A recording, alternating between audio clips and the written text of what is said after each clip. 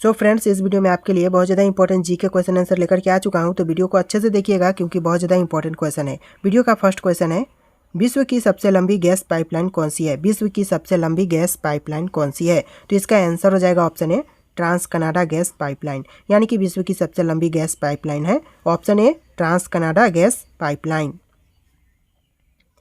अगला सवाल है, पृथ्वी की उषा से प्राप्त ऊर्जा को क्या कहा जाता है? पृथ्वी की उषा से पृथ्वी की उष्मा से प्राप्त ऊर्जा को क्या कहा जाता है? तो ऑप्शन है यहाँ पर, ऑप्शन ए जबरिया ऊर्जा, ऑप्शन बी भूतापीय ऊर्जा, ऑप्शन सी बायोगैस ऊर्जा और ऑप्शन डी सौर ऊर्जा। तो इसका जो राइट आंसर हो जाएगा ऑप्शन बी हो जाएगा भूतापीय ऊर्जा, यानी कि ऑप्शन बी आपका सही जवाब होगा। अगला सवाल है, किस देश में जल विद्युत ही विद्युत ऊर्जा का एकमात्र स्रोत है? किस देश में जल विद्युत ही विद्युत ऊर्जा का एकमात्र स्रोत है? तो ऑप्शन देख लीजिए, option A Switzerland, option B Norway, option C Sweden, option D Italy. तो इसका राइट आंसर हो जाएगा ऑप्शन ए स्विट्जरलैंड, यानी कि जल विद्युत ही विद्युत ऊर्जा का एकमात्र स्रोत है स्विट्जरलैंड में। ऑप्शन ए आपका सही जवाब हो जाएगा।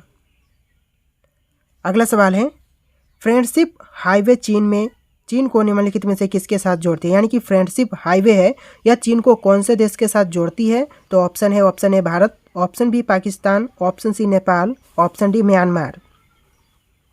और इसका राइट आंसर ऑप्शन सी हो जाएगा नेपाल, यानी कि फ्रेंडशिप हाईवे चीन को नेपाल के साथ जोड़ती है। ऑप्शन सी आपका राइट आंसर हो जाएगा। अगला सवाल है, निम्नलिखित देशों में से उच्चतम जनसंख्या वृद्धि दर किस देश का है? यानी कि देशों में उच्चतम जनसंख्या वृद्धि दर किस देश में है? तो इसका आंसर हो जाएगा ऑप्शन ए इंडोनेशिया में, यानी कि इसका राइट आंसर ऑप्शन ए हो जाएगा इंडोनेशिया। अगला सवाल है, एशियाई देशों में सबसे कम जनसंख्या वृद्धि दर वाला देश कौन सा है? एशियाई देशों में सबसे कम जनसंख्या वृद्धि दर वाला देश कौन सा है? तो ऑप्शन देखिए, ऑप्शन ए दक्षिण Korea, option B Singapore, option C Japan, option D Thailand. और इसका जो आंसर हो जाएगा ऑप्शन बी हो जाएगा सिंगापुर, यानी कि एशियाई देशों में सबसे कम जनसंख्या वृद्धि वाला जो देश है, वृद्धि दर वाला जो देश है वह है सिंगापुर। ऑप्शन बी सही जवाब है। अगला सवाल है, न्यूनतम जनसंख्या घनत्व वाला महाद्वीप कौन सा है? न्यूनतम जनसंख्या घनत्व वाला महाद्वीप है वह कौन सा है? तो इसका जो आंसर हो जाएगा ऑप्शन डी हो जाएगा ऑस्ट्रेलिया, यानी कि यह ऑस्ट्रेलिया महाद्वीप है। ऑप्शन डी आपका राइट आंसर हो जाएगा। अगला सवाल है, विश्व में पवन ऊर्जा का सबसे बड़ा उत्पादक देश कौन सा है? विश्व में पवन ऊर्जा का सबसे बड़ा उत्पादक देश कौन सा है? तो देखिए, ऑप्शन में option A Bharat, option B America, option D Germany, option D चीन। तो इसका राइट आंसर ऑप्शन डी हो जाएगा चीन। यहाँ पर देखिए, एक बार सी के जगह में भी डी लिखा हुआ है तो यह मिस्टेक है, तो यहाँ पर डी राइट आंसर हो जाएगा ऑप्शन डी चीन। चलिए अगला क्वेश्चन देखेंगे। आपका अगला सवाल है, वर्तमान समय में सूती वस्त्र के उत्पादन में विश्व में प्रथम स्थान किस देश का है? यानी कि वर्तमान समय में सूती वस्त्र के उत्पादन में विश्व में प्रथम स्थान कौन से देश का है? तो इसका आंसर हो जाएगा ऑप्शन बी चीन देश का, यानी कि वर्तमान समय में सूती वस्त्र के उत्पादन में विश्व में प्रथम स्थान चीन देश का है। ऑप्शन बी आपका राइट आंसर हो जाएगा। अगला सवाल है, कौन से झील स्वेज नहर जलमार्ग के मार्ग में नहीं पड़ती है? यानी कि कौन सी झील है जो कि स्वेज नहर जलमार्ग की मार्ग में नहीं पड़ती है? तो ऑप्शन देखते हैं, ऑप्शन ए गाटुन झील, ऑप्शन बी तिमसा झील, ऑप्शन सी मंजला झील, ऑप्शन डी ग्रेट बेटर झील। तो इसका आंसर हो जाएगा ऑप्शन ए गाटुन झील, यानी कि स्वेज नहर जलमार्ग के मार्ग में नहीं पड़ती है गाटुन झील। ऑप्शन ए सही जवाब होगा। अगला क्वेश्चन है, द ग्रेट ओशन ट्रेडमार्क किस महासागर से होकर गुजरती है? द ग्रेट ओशन ट्रेडमार्क किस महासागर से होकर गुजरती है? तो उसका जो राइट आंसर हो जाएगा वो हो जाएगा ऑप्शन सी उत्तरी अटलांटिक महासागर से, यानी कि द ग्रेट ओशन ट्रेडमार्क है यह गुजरती है उत्तरी अटलांटिक महासागर से। चलिए अगला सवाल देखेंगे। अगला सवाल है, विश्व में 10 करोड़ से अधिक आबादी वाले देशों की जनसंख्या कितनी है? विश्व में 10 करोड़ से अधिक आबादी वाला जो देश है उसकी टोटल संख्या कितनी है? तो देखिए, यहाँ पर ऑप्शन में है, ऑप्शन है 6, option B 10, option C 14, option D 18। तो इसका राइट आंसर हो जाएगा ऑप्शन सी 14, यानी कि विश्व में जितने भी देश हैं उनमें से 10 करोड़ से अधिक आबादी वाले देशों की संख्या ओनली 14 है, यानी कि 14 है। 14 से ज़्यादा देश 10 करोड़ की ज़्यादा संख्या वाला देश नहीं है, यानी कि इस लिस्ट में 14 ही नाम है। चलिए अगला क्वेश्चन देखेंगे। अगला सवाल है, एनु जनजाति कहाँ पाई जाती है? जो एनु जनजाति है यह कहाँ पर पाई जाती है? तो इसका आंसर हो जाएगा ऑप्शन बी, जापान में, यानी कि एनु जनजाति जापान में पाई जाती है। आपका राइट आंसर ऑप्शन बी हो जाएगा। अगला सवाल है, किस जनजाति के लोग सर्वभक्षी की श्रेणी में आते हैं? कौन सी जनजाति के लोग सर्वभक्षी के जनजाति में आती है? तो इसका जो आंसर हो जाएगा ऑप्शन सी हो जाएगा भूसमैन। भूसमैन जो कि भूसमैन आपका राइट आंसर हो जाएगा। अगला सवाल है, किस जनजाति के लोग दूध को ताज़ा न पीकर खट्टा करके पीते हैं? तो कौन से जनजाति के लोग हैं जो कि दूध को ताज़ा न पीकर खट्टा करके पीते हैं? तो इसका जो आंसर हो जाएगा वो हो जाएगा ऑप्शन डी, खिरगिज। खिरगिज जाति के लोग, जनजाति के लोग, इसका राइट आंसर हो जाएगा। चलिए दोस्तों अगला सवाल देख लेते हैं। अगला सवाल है, कौन सा देश पहले श्याम के नाम से जाना जाता था? कौन सा ऐसा देश है जो कि सब पहले श्याम के नाम से जाना जाता था? तो ऑप्शन में देखते हैं। Option A Thailand, option B Cambodia, option C Vietnam, option D Laos होगा दोस्तों यहाँ पर ऑप्शन डी। तो इसका राइट आंसर ऑप्शन ए हो जाएगा थाईलैंड, यानी कि देश जो श्याम के नाम से जाना जाता था वह है थाईलैंड। ऑप्शन ए आपका राइट आंसर हो जाएगा। अगला सवाल है, यूरोप के किस देश में लघु यूरोप कहा जाता है? यूरोप के किस देश को लघु यूरोप कहा जाता है? तो कौन सा देश हो जाएगा? तो इसका आंसर हो जाएगा ऑप्शन ए फ्रांस को, यानी कि यूरोप के देश को, फ्रांस देश को लघु यूरोप कहा जाता था। राइट आंसर ऑप्शन ए रहेगा। अगला सवाल है, किस देश को वनों का देश कहा जाता है? किस देश को वनों का देश कहते हैं? ऑप्शन देखते हैं। ऑप्शन ए रूस, option B America, option D Brazil, option D Congo. और इसका आंसर हो जाएगा ऑप्शन डी कांगो, यानी कि जिस देश को वनों का देश कहते हैं वह है कांगो। Option D. अगला सवाल है, निम्नलिखित देशों में से किस झीलों की वाटिका कहा जाता है? दोस्तों निम्नलिखित देशों में से किसे झीलों की वाटिका कहते हैं? ऑप्शन देख लेते हैं। Option A Finland, option B Poland, option C Netherland, option D Switzerland. और इसका आंसर हो जाएगा ऑप्शन ए फिनलैंड, यानी कि देशों में से जो देश है वह है फिनलैंड, जिसे कि झीलों की वाटिका कहते हैं। राइट आंसर ऑप्शन ए हो जाएगा। नोट कर लीजिएगा, यह जो क्वेश्चन है बहुत ज़्यादा इंपॉर्टेंट है। अगला सवाल है, निम्नलिखित में से किस देश को अग्निद्वीप के नाम से जाना जाता है? ऐसा कौन सा देश है इन ऑप्शन में से जो कि अग्निद्वीप के नाम से भी जाना जाता है? तो ऑप्शन देखते हैं। Option A Ireland, option B Iceland, option C Japan, option D Italy. और इसका जो आंसर हो जाएगा ऑप्शन बी आइसलैंड, यानी कि आइसलैंड देश को अग्निद्वीप के नाम से भी जाना जाता है। और ये भी क्वेश्चन वेरी वेरी इंपॉर्टेंट है, नोट कर लीजिएगा। अगला सवाल है, 10 लाख हाथियों की भूमि के नाम से किसे जाना जाता है? 10 लाख हाथियों की भूमि के नाम से जानते हैं, वह किसे जानते हैं? ऑप्शन है। Option A Laos, option B Thailand, option C Myanmar, option D Cambodia. और इसका जो आंसर हो जाएगा ऑप्शन ए हो जाएगा लाओस, यानी कि लाओस को जानते हैं 10 लाख हाथियों की भूमि के नाम से। राइट आंसर आपका ऑप्शन ए रहेगा।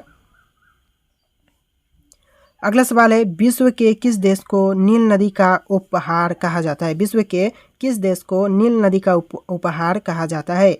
इसका जो राइट आंसर हो जाएगा ऑप्शन सी मिस्र को, यानी कि मिस्र देश को नील नदी का उपहार कहा जाता है। राइट आंसर ऑप्शन सी रहेगा आपका। अगला सवाल है, किसे दक्षिण भारत का मैनचेस्टर कहा जाता है? किसे दक्षिण भारत का मैनचेस्टर कहते हैं? इसका एक बार देखते हैं option A Coimbatore, option B Madurai, option C Bengaluru, option D Chennai. और इसका आंसर हो जाएगा ऑप्शन ए कोयम्बटूर को, यानी कि दक्षिण भारत का मैनचेस्टर कहा जाता है कोयम्बटूर का। ऑप्शन ए आपका राइट आंसर हो जाएगा। अगला सवाल है, भारत के किस नगर को भारत के सिलिकॉन वैली कहा जाता है? भारत के किस नगर को भारत के सिलिकॉन वैली कहा जाता है? तो option A Bengaluru, option B Chennai, option C Mumbai, option D Hyderabad. तो इसका आंसर हो जाएगा ऑप्शन ए बेंगलुरु, यानी कि भारत के जिस नगर को सिलिकॉन वैली कहा जाता है वह है Bengaluru. Right answer option A. अगला सवाल है, भारत के उत्तरी छोर से दक्षिणी छोर तक दूरी कितनी है? भारत के जो उत्तरी छोर है उससे दक्षिणी छोर तक की टोटल दूरी कितनी है? तो इसका आंसर हो जाएगा ऑप्शन बी 3214 किलोमीटर, यानी कि 3214 किलोमीटर आपका राइट आंसर हो जाएगा। अगला सवाल है, भारत के पूर्व से पश्चिम तक की लंबाई कितनी है? भारत के पूर्व से पश्चिम तक की कुल लंबाई कितनी होगी दोस्तों? तो इसका आंसर हो जाएगा ऑप्शन ए 2933 किलोमीटर, यानी कि 2933 किलोमीटर इस क्वेश्चन का राइट आंसर हो जाएगा। अगला सवाल है, भारत के कितने राज्य समुद्र के किनारे स्थित है? भारत के कितने राज्य हैं जो कि समुद्र के किनारे स्थित हैं? तो इसका जो आंसर होगा ऑप्शन ए हो जाएगा, ऑप्शन सी हो जाएगा 9, यानी कि 9 राज्य भारत के हैं जो कि समुद्र के किनारे स्थित है। आपका राइट आंसर ऑप्शन सी रहेगा। अगला सवाल है, इंदिरा पॉइंट का अन्य नाम क्या है? इंदिरा पॉइंट का अन्य नाम क्या है? तो यहाँ पर ऑप्शन ए पार्सन पॉइंट, ऑप्शन बी ला ही चिंग पॉइंट, ऑप्शन सी पिंग मेलियन पॉइंट और ऑप्शन डी इनमें से सभी। तो इसका जो राइट आंसर होगा ऑप्शन डी हो जाएगा, इनमें से सभी, यानी कि ऊपर के 3 नाम जो कि आपका राइट आंसर है। तीनों नाम है अन्य नाम में, तो इसका राइट आंसर ऑप्शन डी हो जाएगा आपका। अगला सवाल है, भारत का वह कौन सा राज्य है जिससे होकर कर्क रेखा गुजरती है? दोस्तों इनमें से कौन सा वह राज्य है जिससे कर्क रेखा होकर गुजरती है? इसका आंसर तो आप लोगों को पता होगा कि भारत में कितने राज्य से होकर कर्क रेखा गुजरती है। तो यहाँ पर आपसे पूछा जा रहा है कि इनमें से कोई एक राज्य है जिससे होकर के गुजरती है, तो वो राज्य आपका कौन सा हो जाएगा? आंसर हो जाएगा ऑप्शन डी झारखंड राज्य से, यानी कि इनमें जो ऑप्शन है उसमें से एक ही राज्य से होकर गुजरती है जो कि है झारखंड। देखिएगा यहाँ पर झारखंड ही एकमात्र यहाँ पर ऑप्शन है, बाकी और भी ऑप्शन आ सकती है आपको, तो आपको ध्यान रखना है कि कौन कौन से राज्य से होकर के कर्क रेखा गुजरती है। तो आपका राइट आंसर इस ऑप्शन के हिसाब से झारखंड रहेगा। अगला क्वेश्चन है, कौन सी अक्षांश रेखा भारत के मध्य से होकर गुजरती है? कौन सी अक्षांश रेखा है जो कि भारत के मध्य से होकर गुजरती है? तो इसका आंसर हो जाएगा ऑप्शन ए कर्क रेखा। कर्क रेखा गुजरती है भारत के मध्य से होकर के, आपका राइट आंसर ऑप्शन ए हो जाएगा। अगला सवाल है, निम्नलिखित में से कौन सी पहाड़ियाँ पूर्वांचल पहाड़ियों का हिस्सा है? कौन सी पहाड़ियाँ जो कि पूर्वांचल पहाड़ियों की हिस्सा है? तो इसका आंसर हो जाएगा ऑप्शन ए पालनी पहाड़ियाँ। पालनी पहाड़ियाँ आपका करेक्ट आंसर हो जाएगा, नोट कर लीजिएगा, वेरी वेरी इंपॉर्टेंट क्वेश्चन होते हैं ऐसे। अगला सवाल है, शिव समुद्रम किस नदी के द्वारा बनाया गया है? शिव समुद्रम किस नदी के द्वारा बनाया गया है? तो इसका आंसर क्या हो जाएगा? इसका आंसर हो जाएगा ऑप्शन डी कावेरी, यानी कि कावेरी नदी के द्वारा बनाया गया है। अगला क्वेश्चन है, भारत के पश्चिमी बिंदु का नाम बताइए। भारत के पश्चिमी बिंदु का नाम क्या होगा? तो आंसर हो जाएगा ऑप्शन डी गुहारमोता, यानी कि भारत के पश्चिमी बिंदु का नाम गुहारमोता है। अगला क्वेश्चन है, भारत के लिए समुद्र मार्ग की खोज का श्रेय जाता है, यानी कि भारत के लिए समुद्र मार्ग की खोज का श्रेय किसे जाता है? तो इसका आंसर हो जाएगा ऑप्शन सी पुर्तगालियों को, यानी कि भारत के लिए समुद्र मार्ग की खोज का श्रेय पुर्तगालियों को जाता है। ऑप्शन सी आपका राइट आंसर हो जाएगा।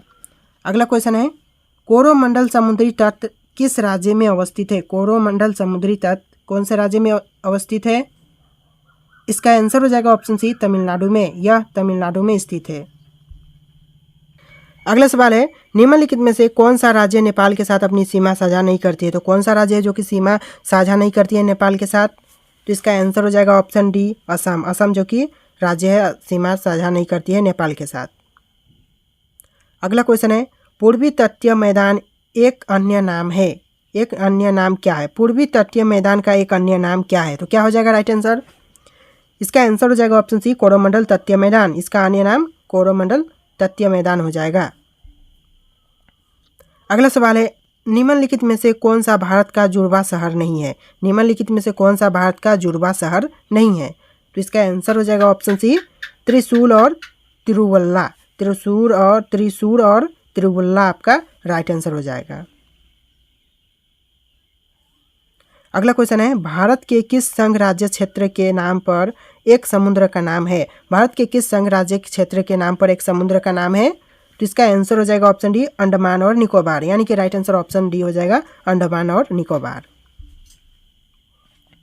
अगला क्वेश्चन है, भारत के उत्तरी सीमा पर स्थित पर्वत का नाम क्या है? भारत के उत्तरी सीमा पर स्थित पर्वत का नाम क्या है दोस्तों? तो इसका आंसर हो जाएगा ऑप्शन बी हिमालय, यानी कि हिमालय नाम है भारत के उत्तरी सीमा पर स्थित पर्वत का। अगला क्वेश्चन है, किसे दक्षिण भारत का मैनचेस्टर कहा जाता है? किसे दक्षिण भारत का मैनचेस्टर कहते हैं? तो दोस्तों इसका राइट आंसर आपको कमेंट करना है। ऑप्शन यहाँ पर है, इन 4 ऑप्शन में से कौन सा राइट आंसर होगा आप लोग कमेंट करके बताना। और दोस्तों इस वीडियो में इतने क्वेश्चन थे, जितने भी क्वेश्चन थे वेरी वेरी इंपॉर्टेंट थे, तो आप लोग अच्छे से वीडियो को देख करके सभी क्वेश्चन को याद कर लीजिएगा। तो चलिए दोस्तों मिलेंगे एक नए वीडियो में।